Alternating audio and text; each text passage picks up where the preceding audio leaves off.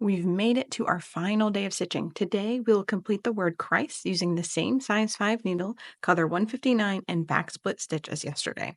Today, we will be using 4 strands. The main difference in today's stitching is that instead of starting at the baseline of each letter, we are actually going to be following the natural flow of the handwriting as we stitch. So, I'm going to be starting here at the C.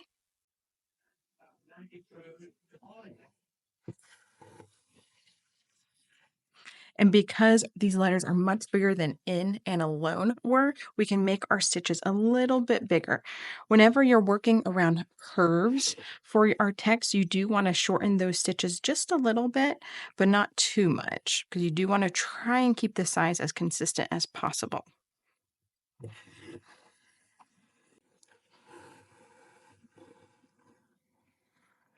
And like I mentioned, one of the days when I was talking about back split stitches, one of the things I really like about them is that you can kind of curve the text as much as you want. You can kind of put your needle in and kind of pull up a little bit. And that's a technique I really like to use in lettering because you do want to keep that curve of the natural text.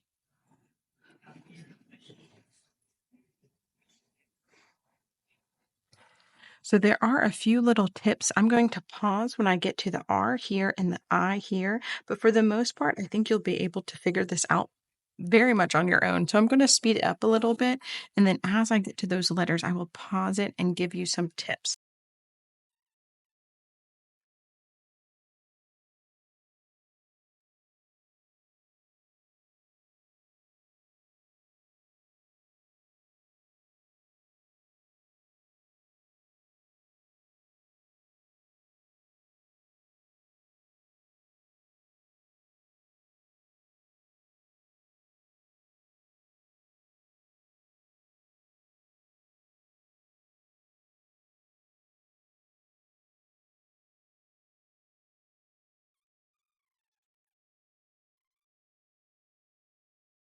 All right, so this isn't where I was originally going to mention a tip at, but I did want to mention that because the C stops right here and then picks up again right here, you are going to stop your stitch. You're not going to make another stitch connected to this one. You're going to just pick your needle up and go straight over here to the loop in the H. And then when you come back down, you'll kind of cover this just a little bit more.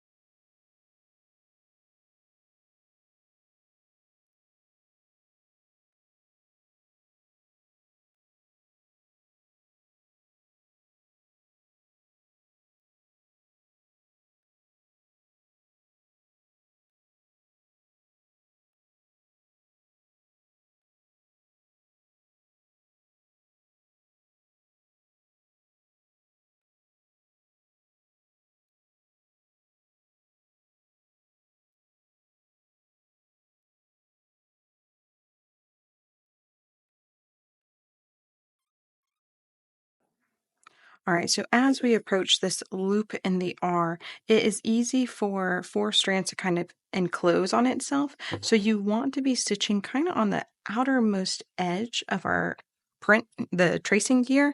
So that way you're kind of leaving as much room in the middle as possible. So I like to often compare it to a racetrack. You often see the race car drivers on the very far side of the track. So on the biggest portion of it. So that's sort of what we want to be doing here is staying on those outside lanes, so to speak, so that we can leave as much room in the middle of our stitching as possible. So as you can see here, maybe I'll try and zoom in for when I edit this video, I am almost to the right of this tracing so that I am leaving plenty of room for the inside of this loop to still show that fabric through. Now, if you do enclose it just a little bit, you can use the um, blunt end. There you go. I was trying to think of a word there. The blunt end of the needle and kind of push apart the floss. It's hard to do it right now. Let me see if I can show you here in just one second. Once I actually enclose it.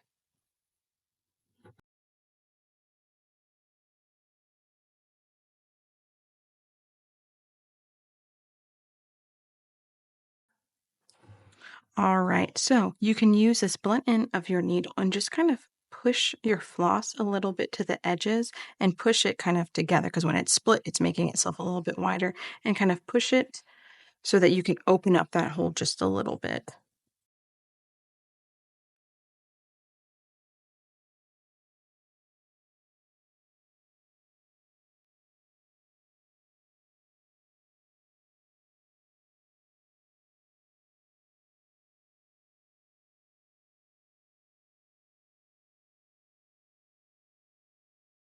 All right, so as we get to this letter I, we're going to actually stitch the little dot. Well, it's a little more of a line first. Normally, my eyes, the little dot in the eye is a little bit smaller, and you can just do one tiny back split or just one back stitch. But for this one, it's just long enough that you can make a little back split stitch. So I'm going to make one stitch, almost taking up the whole length. Then I'm going to come just a little forward and split that stitch.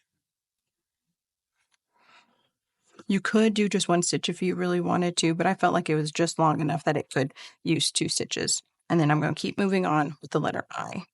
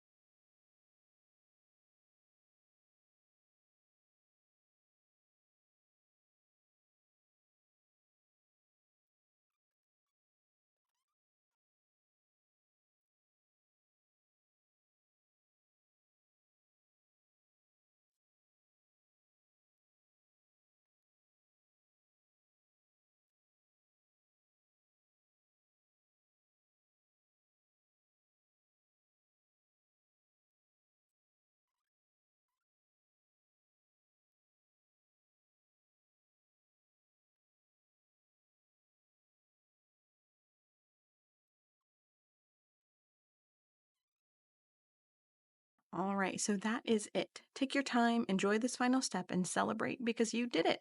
Your stitching is complete. Be sure to come back for the next video where I'll walk you through how to finish your hoop. See you then.